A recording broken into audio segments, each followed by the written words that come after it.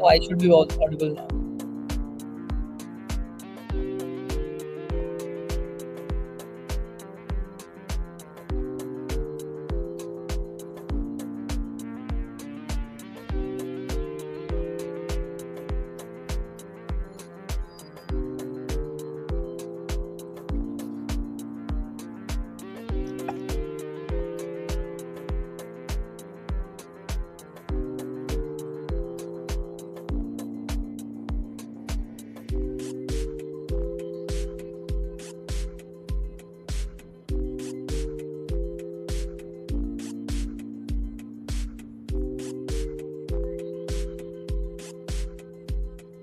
It's not as easy as you think.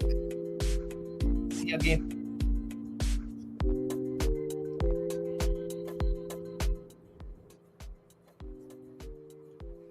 Okay. अरे भाई कर रहे जिम स्टार्ट कर दिया टेंशन मत ली. Yeah, knapsack is not easy. We'll discuss that.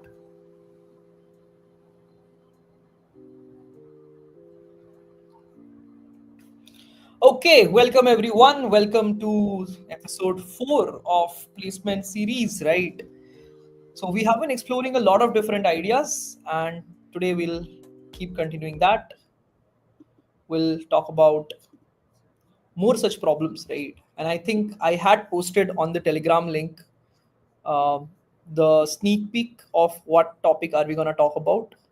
And I think now that you see the name, you also know about that. Okay. If in case you are not on the Telegram link, make sure that you join that. Okay. So today we'll be talking a little bit around asset properties and certain questions that are asked in interviews around that, because I myself actually have asked question related to it. I have seen students facing question related to asset properties. And when I say asset, nobody's expecting you to tell the full form. Okay. Everybody knows the full form of things. It's like in-depth questions of asset, right? Asset properties. I have seen people having very vague understanding of what things mean in that. I mean, they just know, oh, A means atomicity. What does that mean, right? And sometimes people think it's only about databases when it's not. Okay. Let me share my screen and we'll start with the slides for today.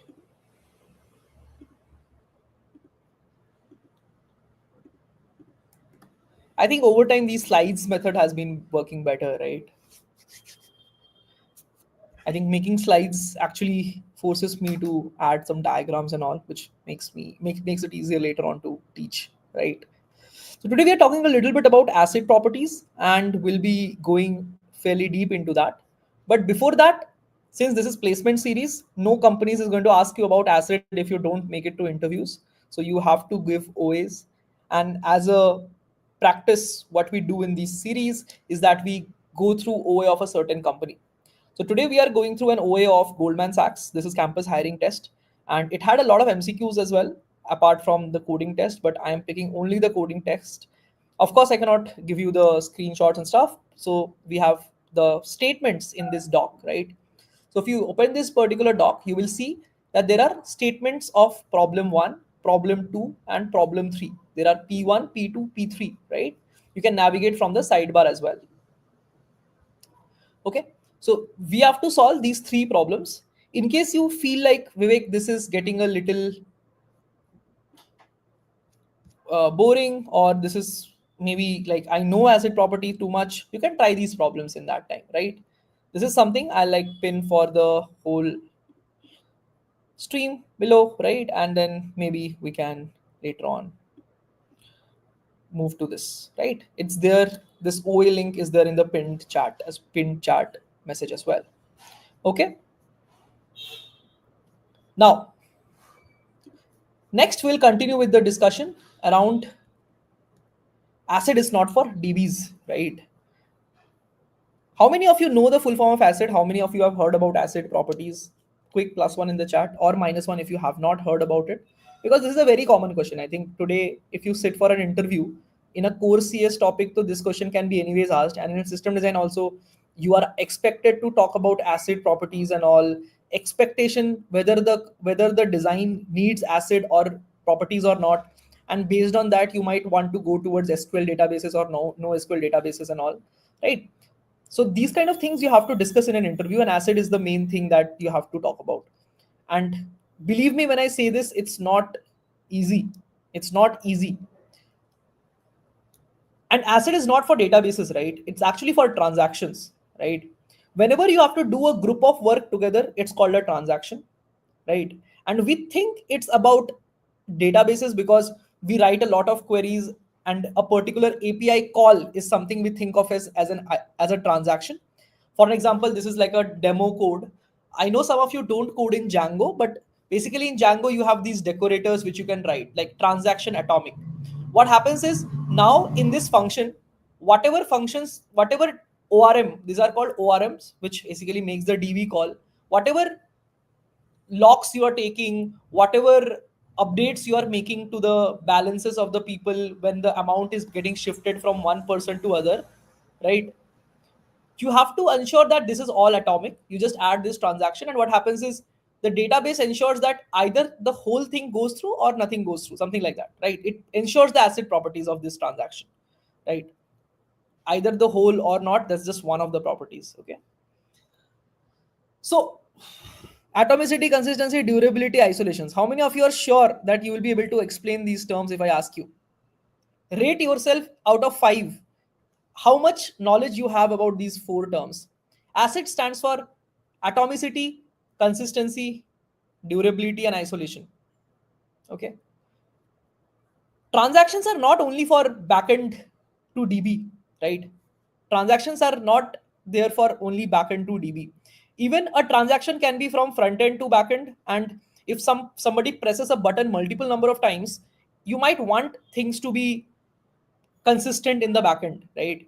Even one backend service calling to some other backend service needs to be handled like a transaction, right? So any client server system can have a transaction between them. So it's not really only related to databases, okay? And ACID kind of started from this paper which was there in 1983 because it was a database paper. But I think eventually you need to understand that ACID is not about databases, it's about transactions, right? Okay. So I'm saying 5 out of 5, so sure, because studied from you. Okay, so I have not taught exact, like I have taught the acid properties, but have not taught all the details at the level that we are going to discuss today. So maybe more things to pick up today. Okay. Right. And this is a very, like, I hope all of you know about Byte Go, right? It's a very good platform where you can get a lot of good resources around system design and stuff. Right. So acid term basically means atomicity, all or nothing, right? Either the whole transaction goes through or nothing goes through. Consistency means there are certain restrictions in the state or the way things are stored that should not go wrong. Isolation means if multiple transactions are coming, they should behave as if they were running sequentially or they are isolated in nature. And durability means if a transaction commits, if the transaction commits, then it means you have to make sure that it is not deleted. Okay. How many of you know these 4 things? Just give me a +1 that you know this. Like, this is, I expect people who are watching this now to probably have a basic idea that, oh, these are the 5 terms: atomicity, consistency, isolation, durability, which we are going deeper into, right?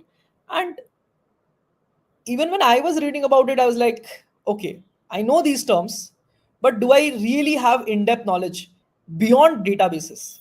Because most people think it's just database thing. Okay. Yes, one transaction is independent of the other. They will behave as if they are independent of another. Okay. So in ACID, you have durability, right? Which means if a transaction has been committed, it remains so, even if a power loss or the system crashes.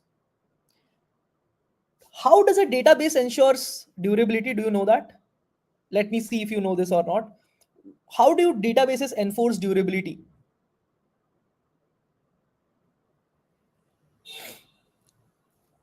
Don't throw me random read uncommitted all these things. Okay, we'll discuss these, but it's a very SQL thing. We are going at a higher level at this point. What does DBs do to enforce durability? By the way, these are all interview questions. Up, I can definitely tell you in a core CS interview or in a system design interview, asset properties can easily take 10 to 15 minutes of discussion. Okay, and these are things that are discussed actually. Okay, phase locking wrong. That's not durability. That's something else. Locking is a different concept and it's used for something else. Yeah, write ahead log, correct. Write ahead log is the system that actually allows databases to have durability, right? Basically, when you have a database system, right, when you begin a transaction, what databases do is, suppose it has to move $100 from account A to account B, right? No, backups and snapshots, you guys are giving wrong answers. Okay, those are not about durability. Replica might be, backups maybe, replica can be a way of durability, but it's not really the main system. The main system is write ahead log. Okay, so what, when a transaction goes through, it first writes a log that I will do this, and it does something called as fsync. Okay, fsync means it will make sure that it goes to the disk forcefully, and we'll discuss this briefly. Okay, and when the wall says that I have confirmed that this has gone to the disk now, then only I will start changing the disk pages on the database. Okay, so then I'll start applying the disk changes that, oh, okay, this was 500, this was 300, so make this 400, update it to databases, and then go back and tell the application that you have committed. Okay, this is the idea, that you first do this step one before step two, so that if failure happens, it can handle itself. How? Suppose in this same diagram, if in this, while writing step one, something crashes, so the log will not be written to val, which will be as if this transaction failed. Okay, before the log was written, no log entry, no changes will be applied to the database. But if after the crash, when things restart, it will read the val, it will see that, hey, I had seen this as written message, but this did not completely happen, so, and I, this was not committed to the database pages, so I have to run this again. So it will go ahead and reapply this transactions again. So even if it fails after step one, it is able to redo it, and if it is failing in between step one, then it is going to ignore it because it failed and the application has to retry to do it. Got it? This is essentially the concept of durability in database. Vals or write ahead logging is what enables doing this. Clear, everyone? Is this concept clear to everyone? This is the main concept. So once it goes to page completely, it will never forget, and once it goes to log, it will redo it even after it crashes. So it has to go through, and if it goes down before it, then it failed, so it will at least tell the application that I have failed, so you can retry now. So in all three scenarios, it is handling the durability correctly. Clear, everyone? Quick plus one if durability is clear to everyone. One more thing that like people don't know why I was writing this fsync is, basically when you say operating system to write something to the disk, right? It basically does not actually write it. Like you have used in C code, there is a write function that you give a file descriptor and you write something to that file descriptor. It does not really writes it to the file immediately. Okay, it does not write it to the disk. In fact, it caches it and then later on it flushes it to the memory. With fsync, what happens is, when you write, it will send back that write is successful, and then what you will say is forcefully sync the file descriptor. So all the cache data that is there in the RAM, it will flush to the disk, and then only fsync will return. This is important to be known because many a time we assume that when we say in operating system, when we write a C++ code, we use the method open a new file and get it into a file descriptor and then use the write method to write into it, right? Read write methods. But these are actually interacting with RAM, and periodically it is getting written to the disk. It's not happening immediately. So you can use this fsync method to forcefully do it. Okay. This is what actually has to be done. Like, people feel that if you just write a write method here, this will fail. It will not write to the log, to the disk. It will write to the OS RAM. Okay. So this is a very important concept of durability. Durability clear, everyone? Quick +1 from all who are viewing right now. We'll move to the next means. Yeah, both are on disk. Logs, wall is not a part of data pages. It's a part of a separate part that is saved in disk, obviously in database itself. But this has to be synced first, and then only you can go forward to change the data pages, right? Memory layout of database is a altogether different concept, like topic to learn about. Clear, everyone? Quick +1. Let's move to the next thing. So this is the level of clarity you should have. Durability means all these things. This is the whole summary of durability. If you know this much, you will be able to answer every question around durability. Okay. It's not like, oh, if something goes down, it will still save. And so how will it happen, right? You should know the tactics used by databases, and then you can actually apply this to any application. It need not be a database. It need not be a database. It can be your backend service also that does this with Redis maybe. Okay. In fact, Redis has these techniques as available as well. Okay. So this is how essentially caching of OS is also handled using fsync method. This is just a basic thing. There are even more advanced things used in databases. I cannot go into that depth for now. Okay. Then when we go to next thing, after ACID D, we come to C, which is consistency, right? In applications, when you are having two applications and all, you generally want to enforce certain rules to data, to the way things are stored, to the way things are moved, maybe, right? Consistency means that database moves always from one valid state to another valid state. Okay. But valid state is something that is just a rule. You set the rule. Okay. So it's an application property. Like, you set the rule. It's not like a global rule of world, right? So what is a valid state? Can you give me an idea?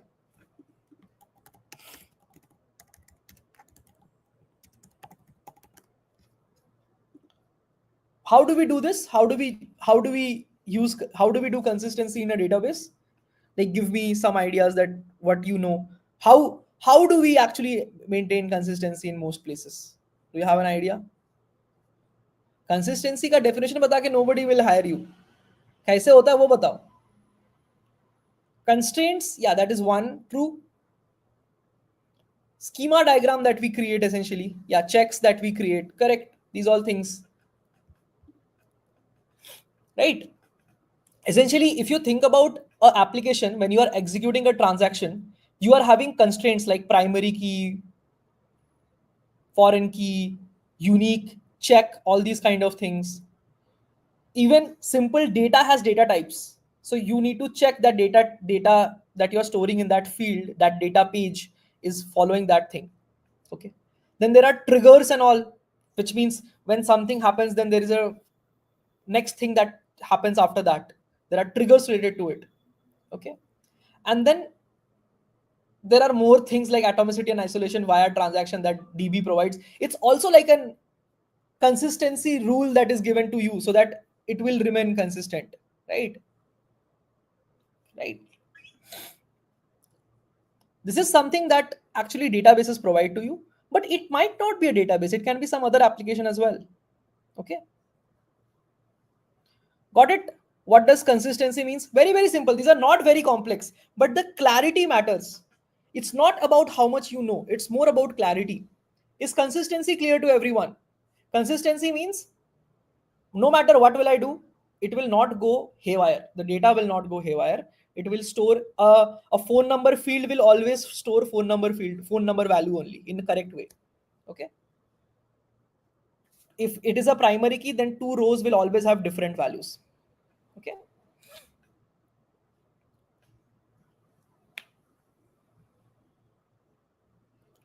Clear on constraints. Will you keep a session on today's after contest code forces? No, I don't do code forces tutorials. Sorry, but maybe we can discuss at the end if you are interested. I don't know. But yeah, I'm in AZ B11 and I'm unable. I'm currently in uses. I won't be able to utilize placement cell. Would you be better to mail and change my batch? Yeah, you can. Okay, support at the rate algozonet.com. You can mail. Clear consistency, clear to everyone.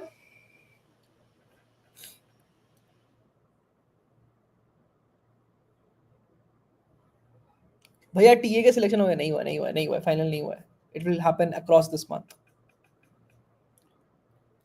Okay so 2 down 2 to go consistency done durability done atomicity basically all or nothing if the whole transaction goes through then everything will happen or else nothing will happen right basically you can revert things that has happened okay even if partial things has happened you can revert thing which has happened how do you think databases give you atomicity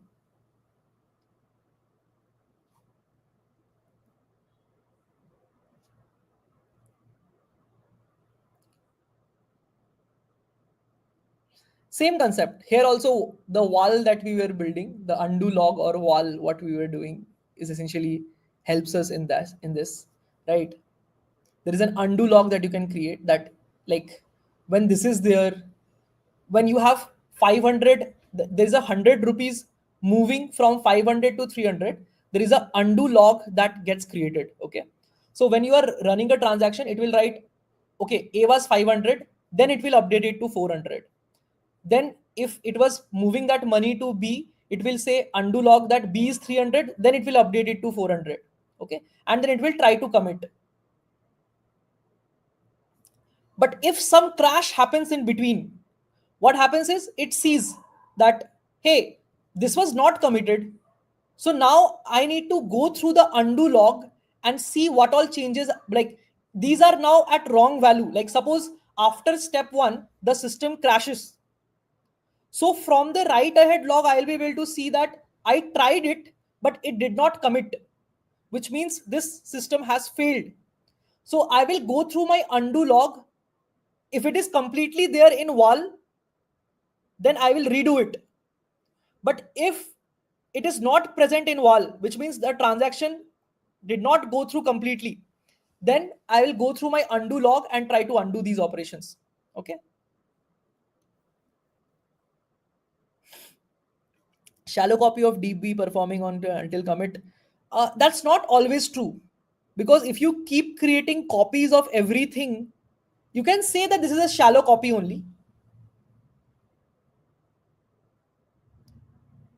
no see the wall transaction if did not happen then to it will then to nothing no changes happen to the data pages first to wall written writing will happen okay first though things have written was if you go back to the diagram first though you are writing to the wall if the wall goes through then only you will start changing the database pages so the wall write up is there if the while writing if there is no written to the wall sorry if there is no write to the wall then though this transaction has not even made any changes to data page so we can just delete the last entry whatever is there which was not committed from the log right I mean will ignore it essentially it did not go through but suppose it wrote to the wall you started the step 1 you did this step and then it stopped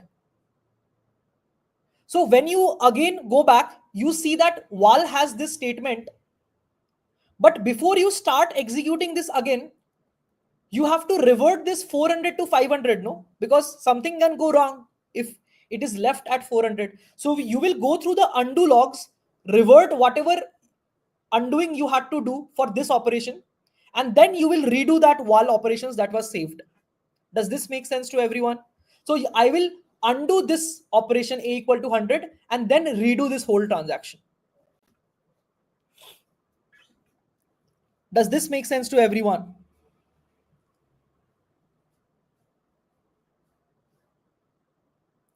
If the wall is there, I have perfect information that what do I need to do again.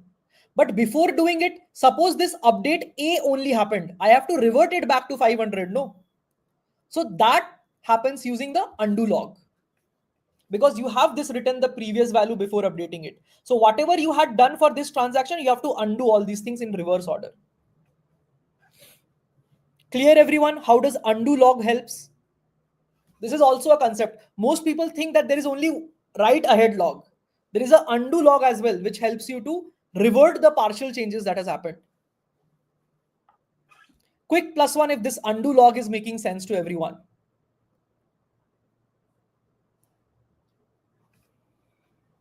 This undo log is also a very good concept, no? Does this make sense? Quick plus one. Plus one. I was thinking of asking Zoom to add a plus one button, but then now I maybe, since we are doing live streams on YouTube, probably I'll ask YouTube to also add a plus one button, right? Okay. Yep. Redo log is there in the wall. Undo log is to undo the partial changes. Yeah, they're different. From the example of wall and durability, like durability is enforced by the redo operation, and atomicity is actually ensured by the undo operation.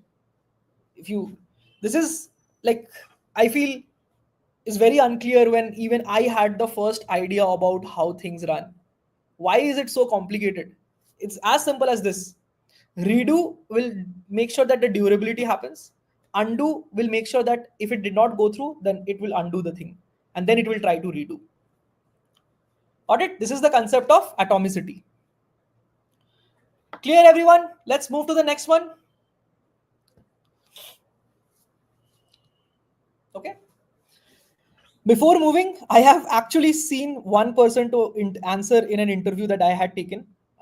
That when I asked about what is atomic, like what is atomicity in acid, they started mentioning about this, that there are two threads and there is some atomic operation, or they were talking about threads and some shared variable across working across threads, right? So there is an atomic operation in concurrency or operating system also, right? When you have to make sure that race conditions don't happen between threads and all, that atomicity is different from this database atomicity. Okay, this is very very different. This is very very different. This atomicity makes sure that you undo the last changes properly, all or nothing. This is like both increment happens on thread in a thread safe way. That is a different thing. Don't confuse these two atomicity. Okay.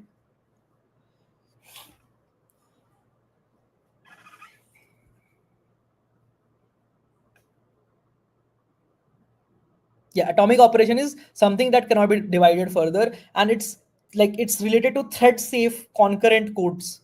This is not about concurrent codes. Okay, this is about all or nothing. So they are different things. Yeah, in cap theorem there is a different thing. I don't want to go into system design's cap theorem right now, but there also it's a little different thing. Okay.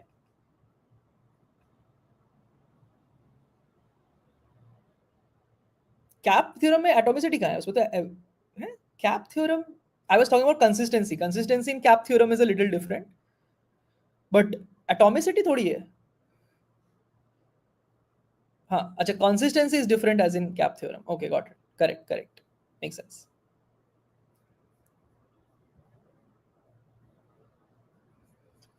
Okay, the final one is this I, which I feel is the most interesting one.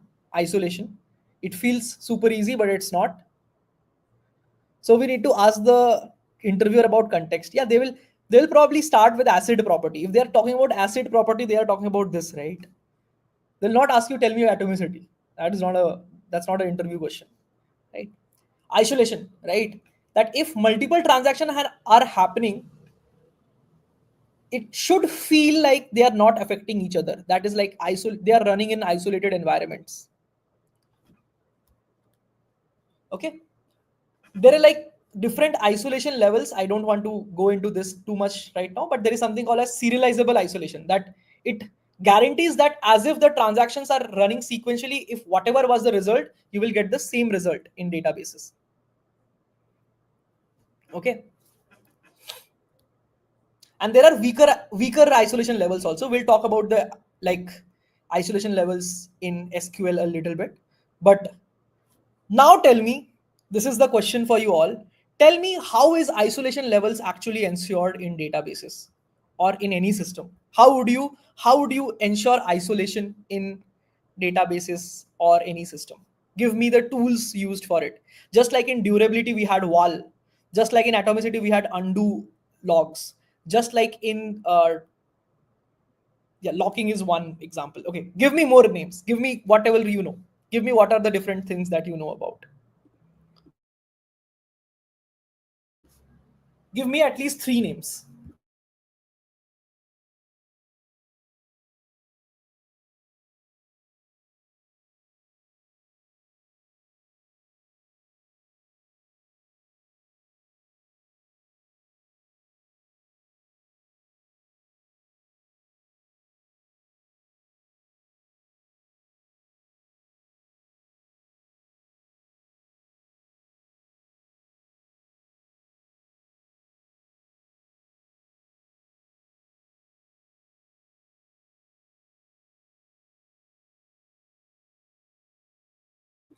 Mutex locking. Why are you guys jumping into operating systems? Just saying locks is enough. Okay, locks is one idea. There are multiple types of lock, time based and stuff. I don't want to get into details of locks. Locking is one technique. What else? What else does database uses to ensure like this? Yeah, exclusive and shared locking. Yeah, that I agree. That locking is one technique. What else? There are actually more, which sometimes industry level people expect you to know in interviews, which is not easy. But again, the first thing is obviously locks, right? That if both of them are trying to change the same data, say A, right, it will get the lock on that row and then maybe change it. Okay, databases has locks, row level, page level, table level, so that when one transaction is changing it, the other transaction cannot go in, right? So there are locks. Okay, shared locks, like there are things like shared locks where multiple reads are allowed, but when writing is happening other things cannot happen, right? Locks is altogether a topic, and I think a lot of details of this is actually covered in operating systems, right? Like how do you do proper locking, right? There is another system, another technique which is used in a lot of databases, which is called MVCC. I don't know if you guys know about this. This is multiversion concurrency control. This is another technique which uh, is you actually used to have the idea of isolation, right? How do you do this? Essentially, instead of blocking the readers and writers, database keeps multiple version of data, right? Maybe like a shallow copy. Okay, readers see a snapshot, a consistent view, while writers are updating the newer version. Because if you are writing right now, then all readers might get blocked, right? Because when the writer lock takes the lock, nobody can read also because that data is inconsistent. So instead of that, maybe you can create a read version of it and let the readers keep reading the older version. This is something that many databases do to allow not that harsh system of locking, right? So suppose when the transaction starts, it writes a new version. It has old value of 500 and the new uncommitted version of 400. When T2 starts reading before T1 commits, it will read the 500 value and it sees a old snapshot. It will assume as if T1 never happened. Okay. And then when T1 will commit, it will commit the new version and the old version will get deleted for all threads. So while the time A is like you have a lock on A, there is an old version of that same row available or the same data available for the other things that they can use, so that these are not really affected and these transactions can go through as if transaction 1 has not happened. Does this make sense to everyone? If they are truly independent transactions, then probably this is a very good strategy, no? Do you understand how good of a strategy this is? Like, if, because in real world, a lot of transactions don't really need to take too much of locks. Like, they are not really related. Some might be related, one or two might be related, but if you're getting, let's say, a million transactions on a random database from random different services, they will not be related. So why to make someone stop before others go in, like while other is writing, right? Because even if it gets a little older data, it's fine for that. If you're refreshing your table, if you refresh and the data was not updated immediately, it's fine. And if you refresh it again after 5 seconds, it gets updated, it's fine. So this is a very interesting way in which isolation is ensured in databases, MVCC. Is this clear to everyone? This is, I think, a very beautiful technique, almost like a shallow copy. Okay. Another thing is time stamping. This is like one more idea, that transactions are assigned timestamps or sequence number. Basically, if this is transaction T1, T2, so it starts reading, like there are multiple transactions that are happening. T2 will read the old committed value, right? Then T1 keeps executing in and gets committed. When T2 tries to commit, it will say that, hey, you have read old data of A because you are of timestamp 20 and timestamp 10 has updated it. So you will not be allowed to do this and you will have to restart this transaction. So timestamping the transaction itself sets the priority that if there is a conflict happening, cancel the new one, let the old one complete, and then we will run the new one. So these are the three most important techniques. What is the three important techniques? One is locking, row level, page level, table level locking is allowed. Then you have the second concept, which is you have MVCC, which is making multiple copies and letting it read an older copy if you need by the time writing is happening. And the third is, if you want that truly it should read after this, then you timestamp them and say that, hey, if you read something meanwhile a old timestamp thing was updating it, your data is wrong if it's conflicting. Redo it. Are these three techniques clear to everyone? I need a +1 in the chat. If these three techniques are clear, I need a +1 in the chat.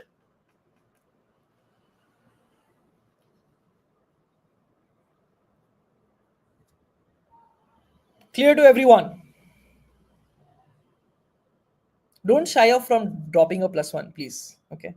Nobody will eat you if you don't write a +1. But again, it helps me to understand that you have understood. Okay. This is about this. There are three very, very common problems when you go into SQL databases, that how things might happen. And three things are solved by different isolation levels given by SQL. This is specific to databases now, SQL, that how it solves this problem and all. They give different isolation levels in which you can operate. There are three problems, like dirty read. Suppose transaction 1 updated 4, A as 40. T2 read the data, it will get the new uncommitted data for 400. And suppose transaction 1 cancelled, so it will be restored to 50. But meanwhile, T2 has read this new uncommitted value. Okay.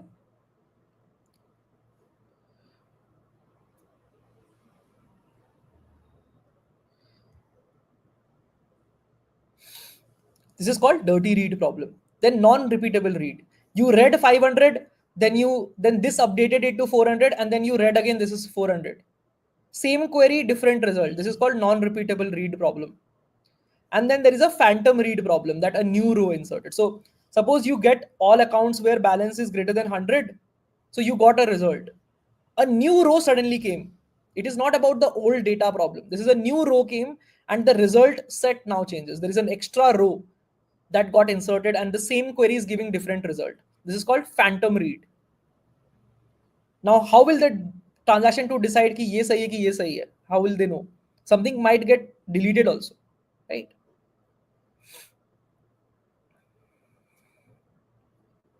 This is called phantom reads. And SQL provides four different levels, which is read uncommitted, which allows all the problems to happen. Read committed, which means which prevents one of them. Repeatable reads, which guarantees these two don't happen, but phantom reads can happen. And serializable, which will not allow anything to happen.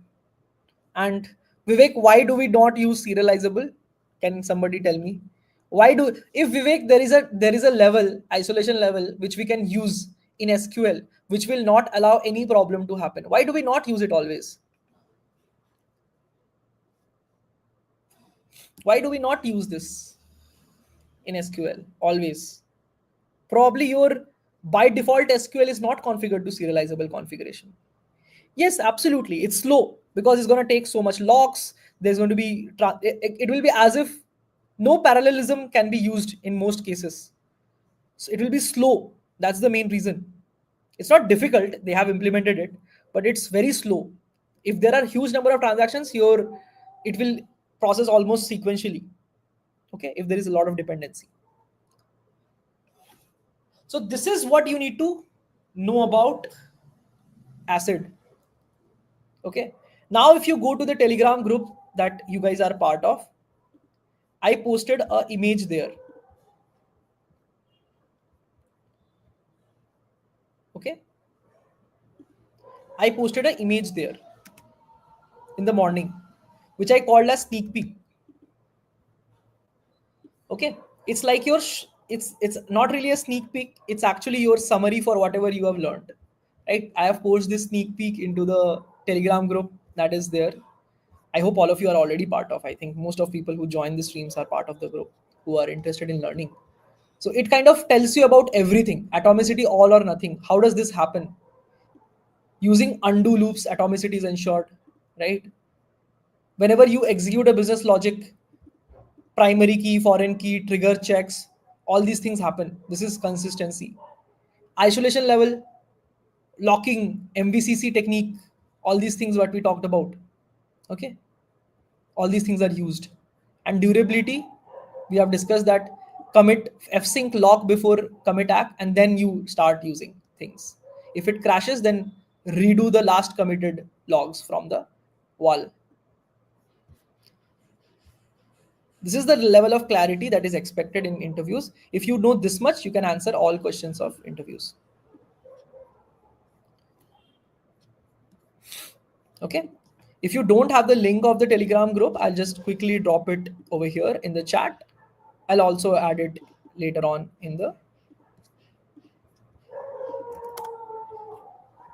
as a pinned message. Okay. Yeah, it is. There are places where you might need this, like banking systems. Correct. There are systems which use this highest order. But probably for a basic web server, college web server, maybe you don't need that. Right? Only when money is related, maybe you need it. Okay. So this is what you need to know about each of this. If you know this much, you will be able to crack almost all interview, all the 15-minute chunks that will happen in so many interviews. Many top companies talks about ACID. If you know this much, you will be able to answer almost all questions that are there in any question asked in the big companies. Okay. ACID generally takes 10 minutes of discussion in many companies interview rounds.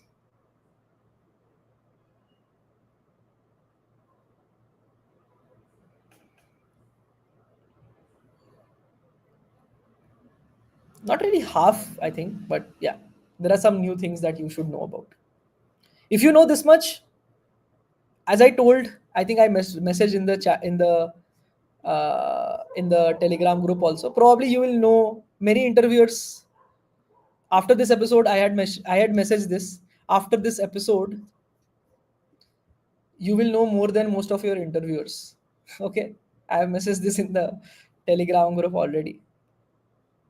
So this much is more than enough. Okay. But I have seen system design interviews are asking like this. Okay.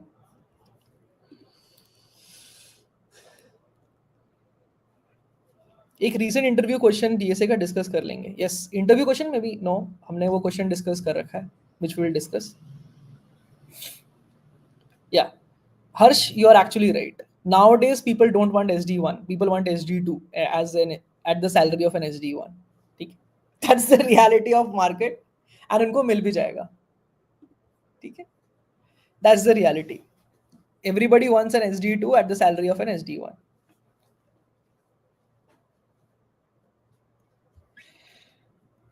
Okay.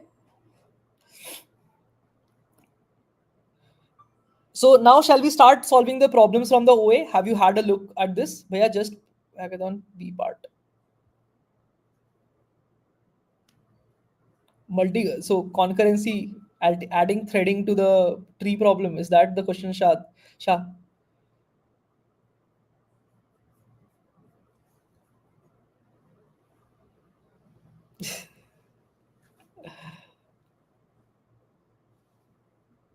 Maybe.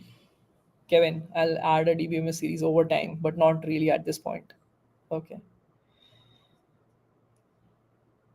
I think maybe like next stream I'll have to pick. In the next stream, I'll probably pick the just pay problem, the tree problem.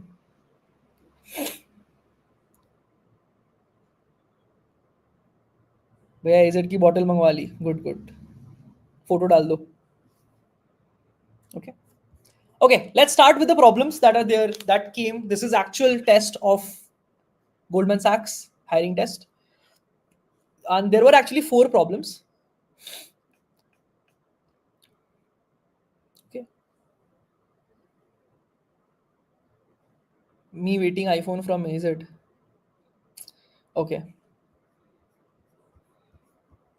T shirt आई नहीं, आ रही होगी भाई, देखना पड़ेगा. Delivery तो payment तो कर दिया हमने. We'll have to see where is it. Okay, let's solve the problems for now. There are n substance, each has a G value and T value.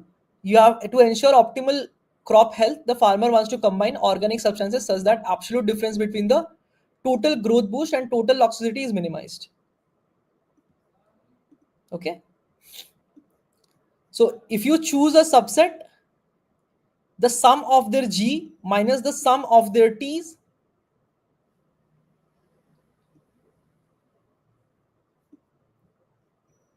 okay, this is there. What is the minimum possible difference? So as soon as you see n is up to 10, what should be trigger of your brain? Like, this is what I was talking to a lot of students in the class also. Like, when you read the problem, you understand it, that sum of G's minus sum of T's of the selected subset is what you have to do. This means it's a recursion problem, right? You can do it with recursion, or it's like simple brute force problem, right? So you can do it with bit mask also, like bit masking technique. You can generate all subsets of 10 elements very easily. And for each subset, just calculate their sum of G, sum of T, take a difference and print the answer. Okay. So what we will do for this is, we will generate all subsets of this n items. And for all the subsets, we will calculate the sum of G minus sum of T absolute value. Whichever one is minimum, we will print it to the output. Is this clear to everyone? This is very, very simple. This is a normal brute force problem because constraint is small. Okay.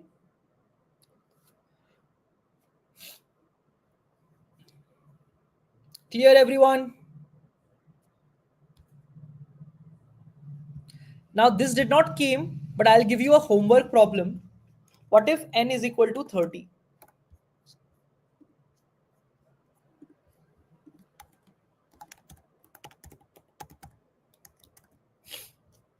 Okay. This did not came because it's 10, so we can do brute force and we can solve this problem. Okay. I think I should zoom in a little bit for people who are reading. But what if it's 30?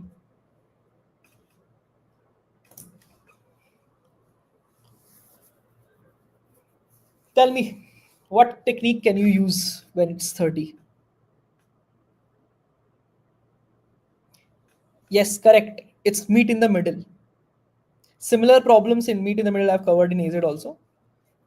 It's a meet in the middle problem. 30, 40, as soon as you see, you know a brute force solution, but it scales up to 20. So you can go up till double the size using meet in the middle technique. Okay. So this is a meet in the middle problem if it's the constraint is 30.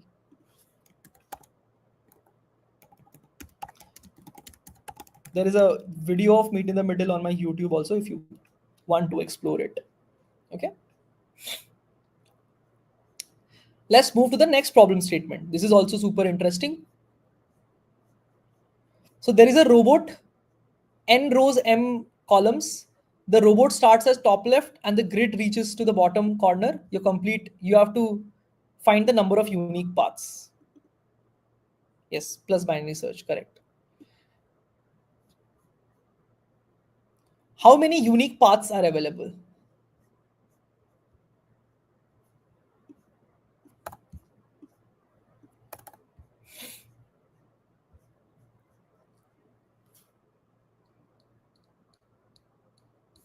No, there is no stoppage. There is nothing to stop.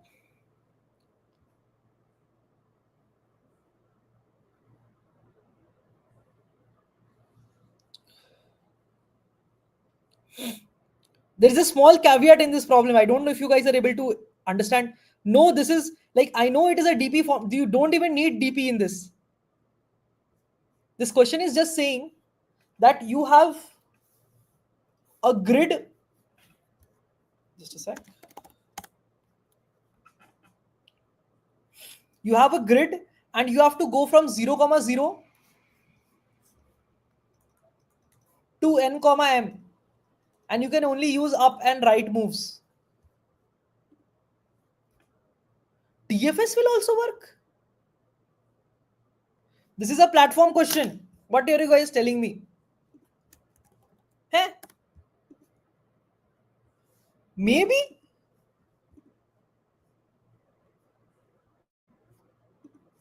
Akash, you should have solved it last week only, no? I don't know.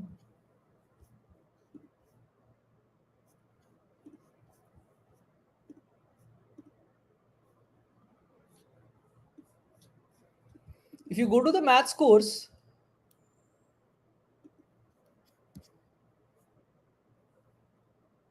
exactly. This is,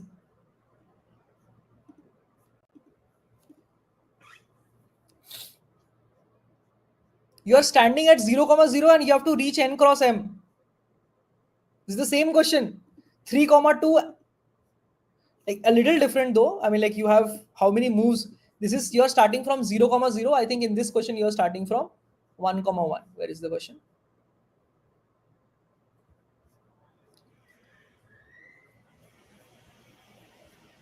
You're starting from 1, 1 in this question. In this question, you are starting from 1, 1. And you have to reach this. How many ways are there?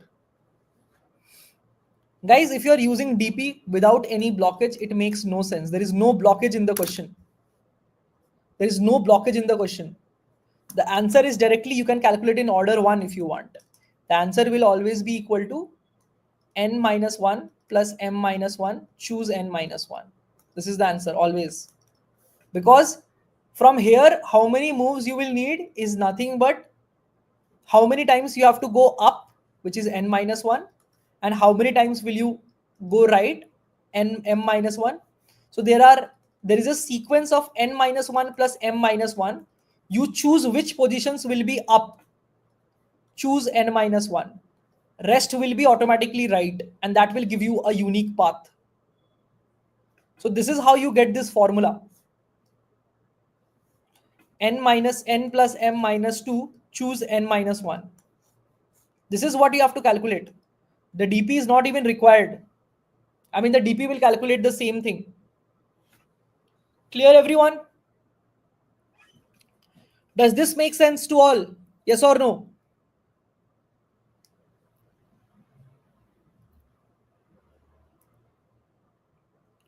If it's a counting problem, it can be DP or maths. You can solve it with DP also. There is still one more caveat in this question, which I found very interesting. Like, I was very surprised that this is getting asked in OA. That from 1 comma 1 to n comma m, how many up moves this? So suppose you have to make x up moves and y right moves. How many ways are there to arrange a sequence which will have x up moves and y right moves? The sequence length will be x plus y.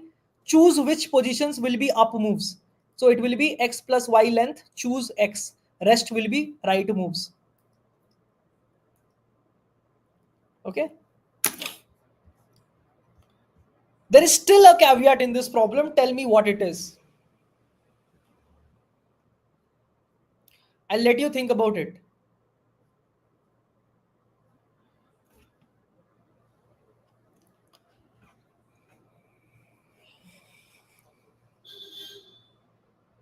What is the caveat? And most people could not get all, like most people would not have been able to get all the test case accepted. What is the caveat? Exactly, overflow. You are supposed to calculate 200, choose 100. This question is asking you to calculate 200, choose 100. This question is asking you to calculate 200, choose 100. If you use even long calculation, it will overflow because the number will overflow. So what should you do in an OA? What will you do in an OA when you face this? That the constraints are big, that the actual answer will overflow and there is no modulo in the question. There is no modulo in the question. So how will you handle this? It's not too big, but it's big enough to overflow. So what do you do in such problems in an OA?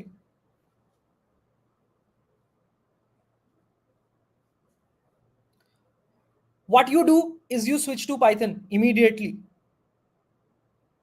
How hard? Like, you understand, right? In this question, you have to just take two numbers as input.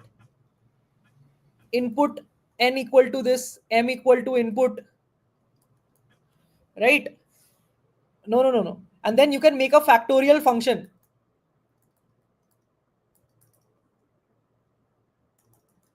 Right? And then you can just simply print.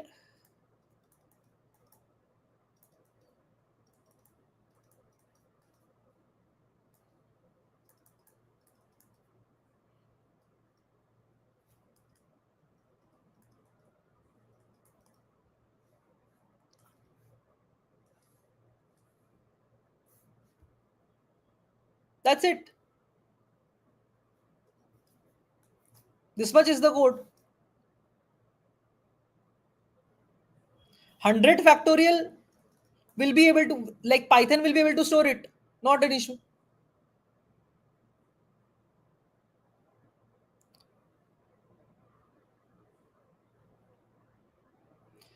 No need. No. The technique that you are saying, that multiplying n by minus I by I, like multiplying these terms, that doesn't work beyond 100.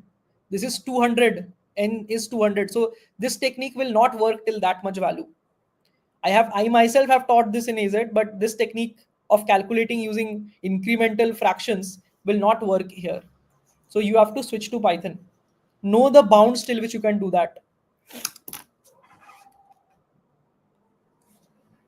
Clear, everyone? This is what was expected in this, in an OA. So OA is checking whether the user. No, you can do it in Python. You will have to make strings and big int calculation. I mean, n chooser, you can switch to another way, that you can make a string, like you can make a big number and you can keep a string s and you can define the add function. How to add two things?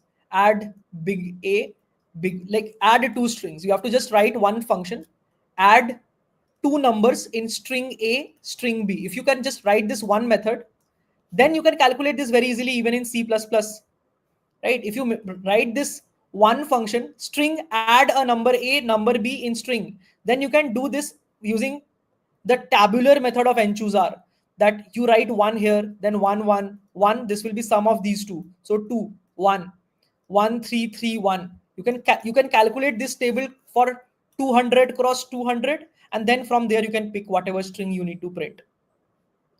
In tabular method, you only need to add two values, right? You only need to add two values. So if you just write this add method in C++, you will be able to do it in C++ also using the tabular method of calculation of nChooseR. All these things I've taught in the nChooseR, like in the maths course, right? Yeah, using Pascal's identity. Clear, everyone? Yeah. So instead of doing it in CPP, preferably switch to Python. I would do that. That's why this question was so good. And many people would have coded it and then thought, ki, why is it not passing? Without thinking that this constraint makes the output only overflow. The question was very tricky if you think about it. They never told that output might overflow the integer realm or long realm. So before judging a question that it is easy, don't jump. Got it? You might have coded it all and then realized it's not passing, and you'd like scratching your brain, ki, why this is very easy question. Test cases are also coming correct, because you will check on small test cases, it will come correct. Okay. This was the second problem. Let's move to the third problem. Shall we? Shall we move to the third problem? You cannot take modulo because then that will be not the correct value, no?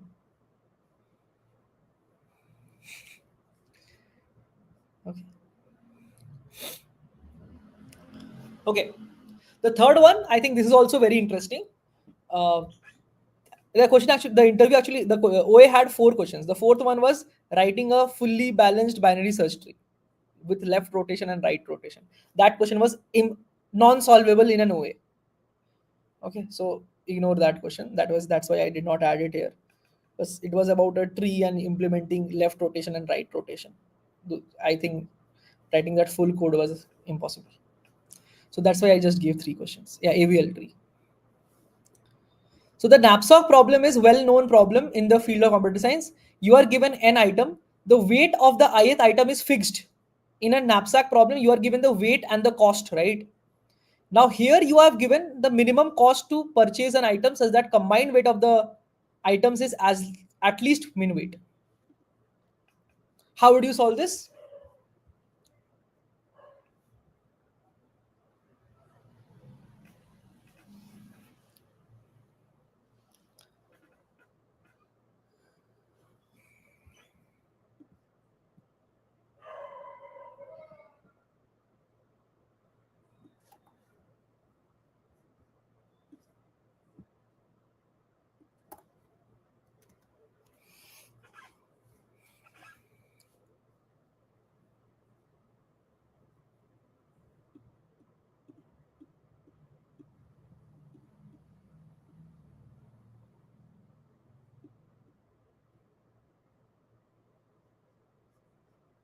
No, this is not binary search. Like optimizations problems can generally not be binary search. Like how do you decide? So when you have something like which one to choose and which one not to, these kind of problems are not generally binary search. Like when you have to choose an optimal subset, no, it's not a this bitmask dp with a map. What is the constraint? N is up to 30. Can we use bitmask dp for this constraint? Can we use bitmask dp for this constraint? I don't think so. I don't think so we can use bitmask dp for this constraint.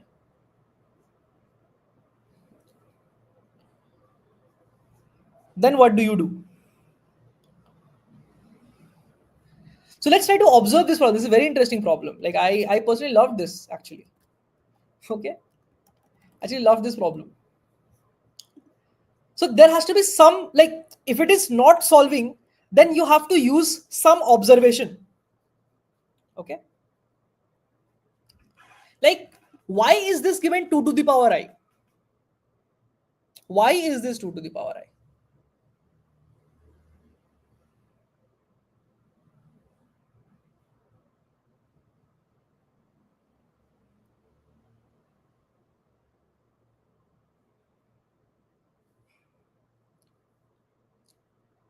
Okay, minimum weight says that something is greater than this. It might look like, but like when you have to choose a subset, it's generally not a binary search.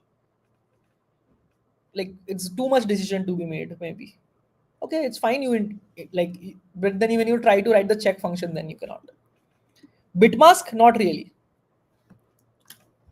Think about this. Okay, like I'll try to pick this and maybe we'll try to decompose this.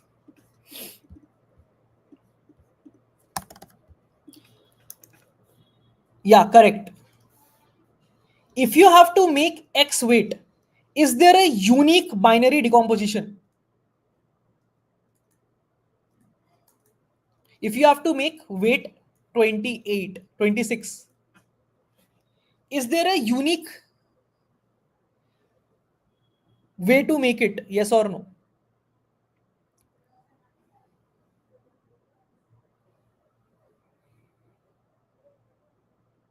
Arey, yes or no? Like if you write 26 in binary, what will that be? What will it be? So 0,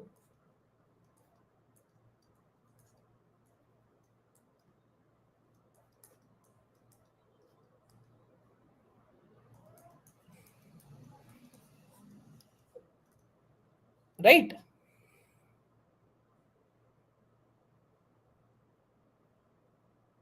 तुम्हारा 2 0 कैसे आ गया बीच में? This is 2 to the power. So this is 1, 2, 4, 8, 16. 16 plus 8, I think this will be correct, right? And here the weights are 1, 2, 4, 8, 16. Okay. So one option, if when as soon as you see this, like if you need 20, suppose you need to make exactly 26. So probably one way of making it is choose 2 plus 8 plus 16. Choose these three items. Is that one of the ways to make this number? Yes or no? Is that one of the ways to make this number? Choose these. If you choose these three items, even once multiplied by once, then it is possible that you can make this sum. Correct? Yes or no? But then the sum will be pretty large.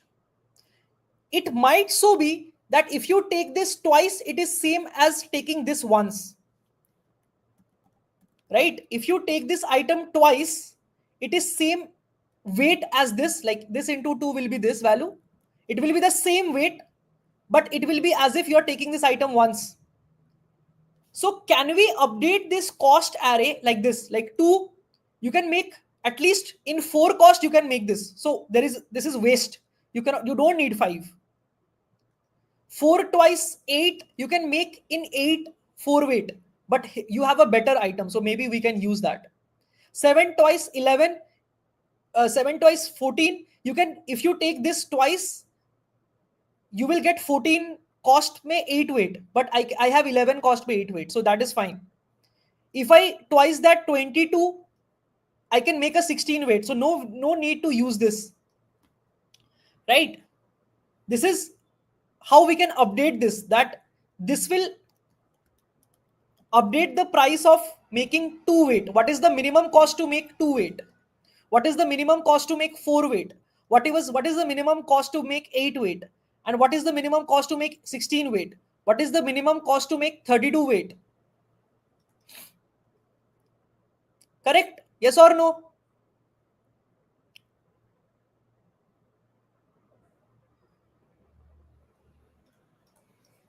Can we make this cost array by simply going through linearly and taking twice of the previous value min with this, like cost of I is equal to min of cost of I, comma 2 times the cost of I minus 1, because previous cost, if you twice, you will get the same weight. So this is update. Is this first step clear to everyone? This is the first step of the process, that even if there is this 25, who will use this 25 if I can use this twice? Correct? Makes sense, everyone?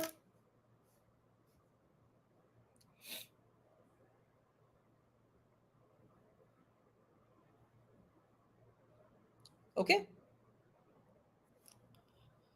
Now what you need to do is, you need to build, you have to take one item of this, one item of this, one item of this to get this binary number. Now you have to make one item of this, one item of this, one item of this to make this binary number. So if you had to get exactly 26, the answer would have been 22 plus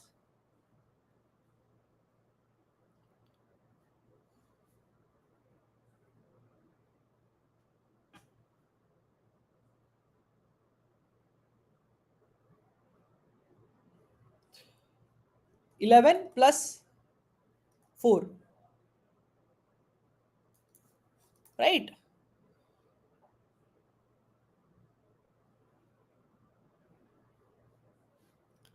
Eleven, 22 plus 11 plus 4.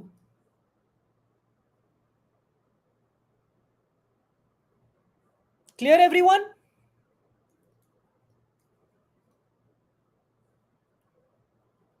How much is this? 33, 37. That's 37.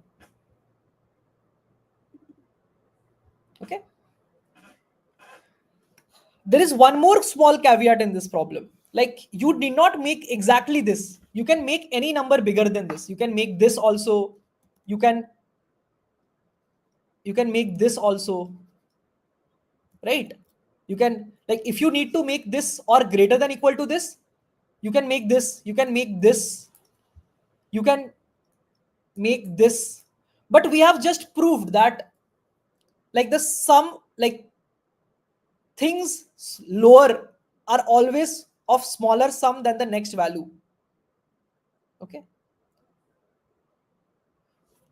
So immediately what we can try and do, like, think about this. Suppose you had to make, I'll give you another example. Suppose you had to make this binary number, whatever it is. So you might say, hey Vivek, I will just pick this, this.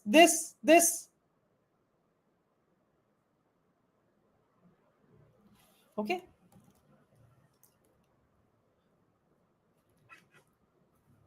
But if you pick these, you will get 2 plus 4 plus 7. But instead of this, it is actually better to take this, because 11 plus 22 is better than, like, this 11 is better than 7 plus 4 plus 2, right? 6 plus 4, 7 would be 13. Correct? Yes or no?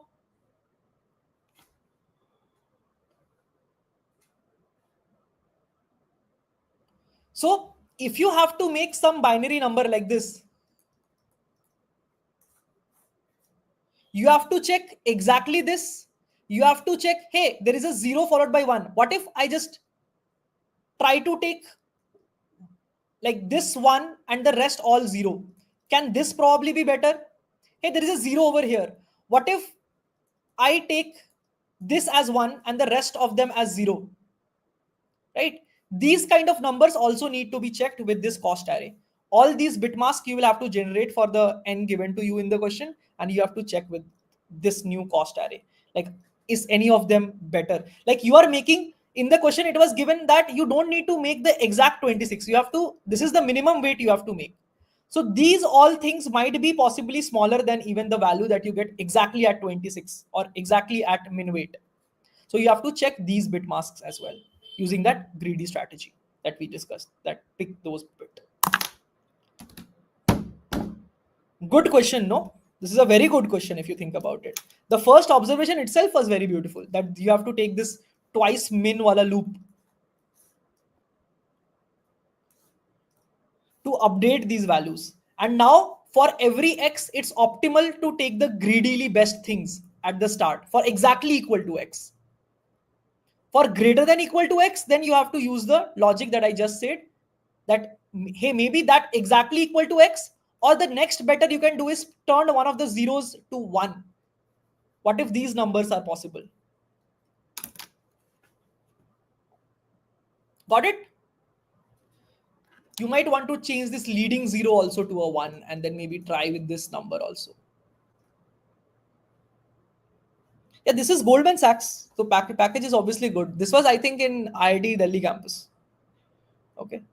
So it is Goldman Sachs in IIT Delhi campus, right? There on campus OA.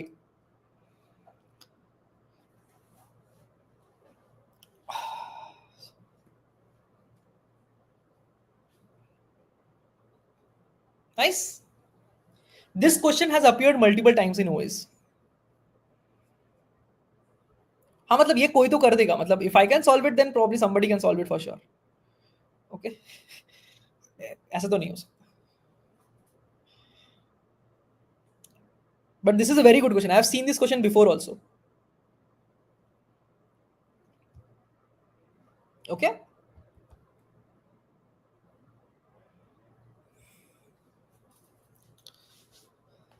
So this is the discussion of the OA for you all. You can practice these questions coding yourself. How are you liking this series?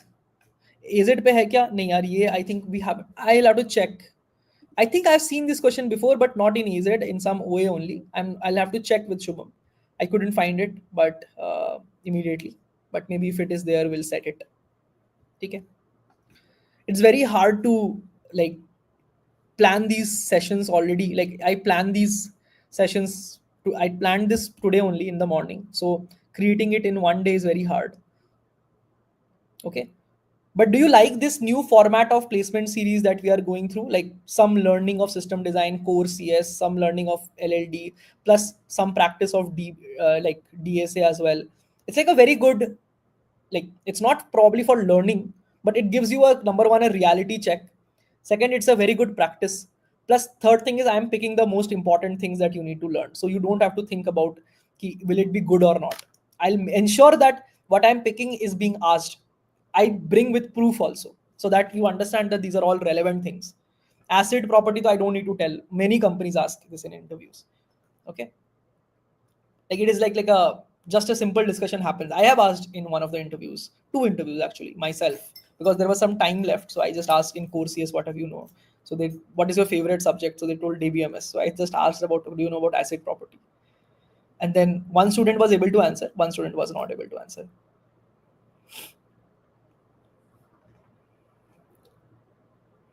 In AZ, new placement feature. Yeah, I think there are a lot of things that are coming in AZ. I don't know if you guys have seen the site or not. Okay. There is a new section coming slowly, which is the job board, right? It is, I think those who are in AZ know that there is an internal job board where I paste, where not I, the team pastes all the good links of companies where you can apply to. But there is more things coming over here as soon enough. Okay.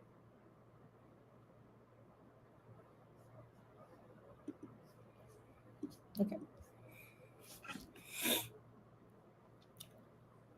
TS selection का process दिखाओ, number of question solve, rating देख के, और क्या. Feeling about students, yeah, both sides there is problem. Students because of AI have become handicapped a little bit in actual coding, and companies also don't want junior engineers, so there is problem on both the sides. I think that's the thing. Abhishek.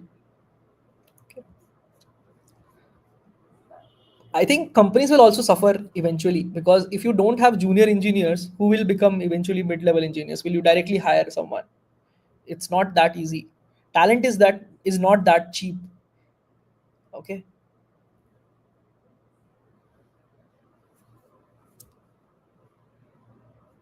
Okay. Any mock interview platform that you would recommend? Wait for like this month, you will have mock interview platform in AZ itself, at the level of any top US level mock interview platform, with top mentors who are actually handpicked, not like anybody can create and just list themselves. Okay. There are so much things coming in AZ, don't worry. 400 problem हो जाएगा, मिल जाएगा. Job opening का है, बताओ, भेजो. Okay, cool. So we discussed almost all the important problems. I hope you guys liked the series. If you liked it,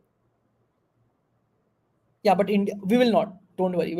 We'll price mostly at 500,000 in that range, depending on the type of interview and hours and the seniority of the mentor and stuff. I think that much you should be able to pay. A student, if they are asking that a person working in Google should take my mock interview, then you should be willing to pay say 500 or 1,000 rupees depending on uh, whatever the interviewer is asking. Right? That is fine. Like they are taking out 1 hour for you to take the mock interview and give you feedback.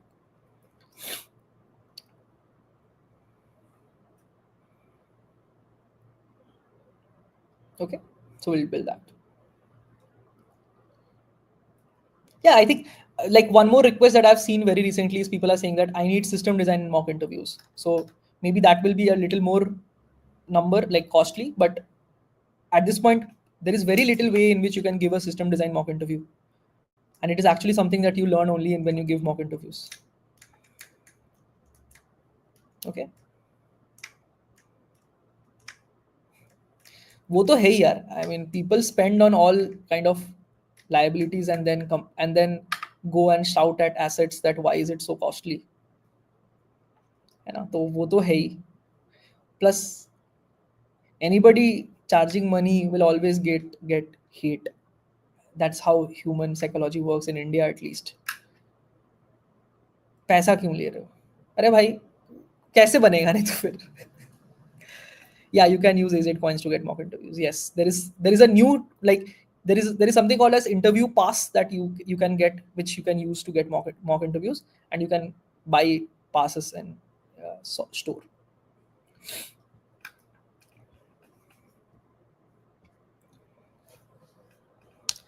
I mean, if you are less than 200 problems, then you should renew and definitely solve all the questions. 300, reach the 300 mark. I highly suggest people to reach 300 mark in AZ. हाँ हाँ वो चलेगा. I just say that if you have friends, peers, it's very good. Nothing like that.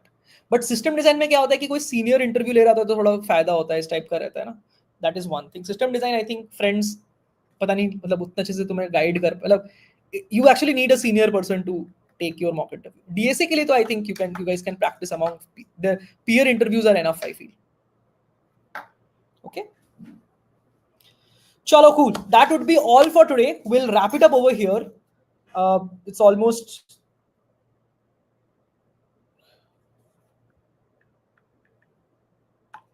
it's almost 12.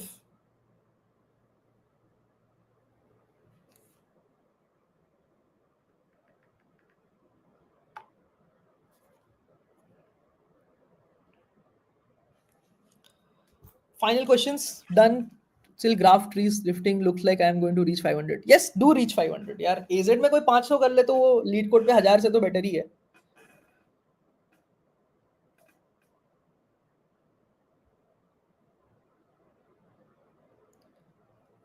I think I had mentioned level 2, right?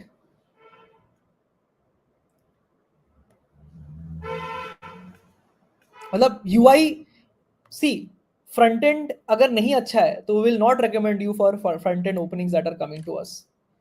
ठीक है. जब video में level 1 है तो लेवल 1 तक ही, बट फ्रंट एंड अगर अच्छा नहीं है तो we can not recommend you to a front end company for sure. ठीक है. यूआई यूएक्स अगर तुमसे नहीं बन रहा है रिस्पॉन्सिव तो तुम मत बैठो फिर फ्रंट एंड वाले रोल्स के लिए जो हम लाएंगे. ठीक है. That's the honesty that I want.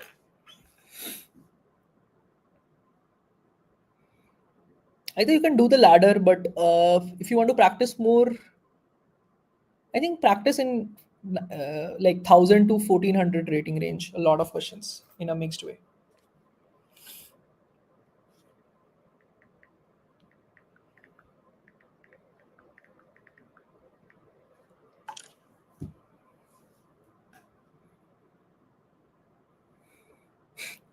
Season 1 पर सीजन 2 ऐड कर दिया ना प्लेटफॉर्म पे, now it's available on this. अब प्लस करके क्या करूं?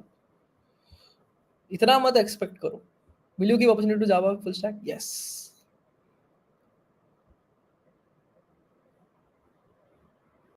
Yeah, maybe. Do you think anonymous pairing lead code users in extension for interview would help? Yeah, that's a good idea actually, but build it. Depends on the UX also. I think a lot of in this world, what is happening is uh, like people drop off products very fast if they don't find it interesting. Okay. But yeah, DP sheet is amazing. That's Podge wala. अरे मैंने खुद वहां से सीखा था, तो वो amazing तो होगा ही. When I was practicing, I solved those questions and got the clarity.